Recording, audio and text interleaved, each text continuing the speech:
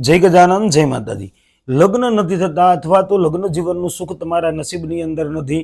एक वार लग्न थया तूटी गयुं, बीजी वार लग्न थया तूटी गयुं। तमारा लग्न जीवननी अंदर तमे क्यारेय पण पति पत्नीनुं सुख भोगवी ज नथी शकता अथवा तो तमारा लग्ननी अंदर बहु विलंब थाय छे अने लग्न थई गया छे तो पति पत्नीनी वच्चे कजियो अने कंकास बहु वधारे छे।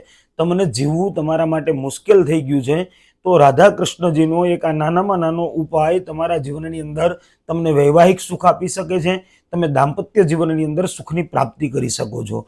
जेना लग्न नथी थता ए पण आ उपाय करी शके छे। जेना लग्न थईने तूटी गया छे ए पण आ उपाय करी शके छे।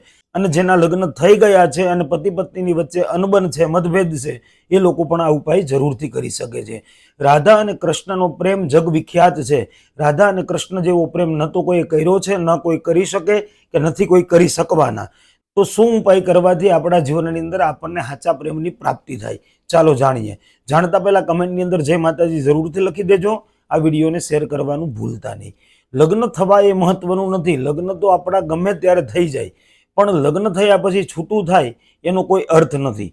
तो आ उपाय करवाथी तमारा लग्न एनी साथे ज थशे के जे आ जीवन तमारी साथे रहेशे ने तमारा जीवनसाथी बनवानी जेनामां हिम्मत अने क्षमता हशे। तो शुं करवानुं छे? कोई पण शुक्रवाરના દિવસે તમારે રાધા કૃષ્ણના મંદિરની અંદર જવાનું છે। તમારે 7 બીડા પાનના બનાવવાના છે। કઈ રીતે બનાવવાના છે?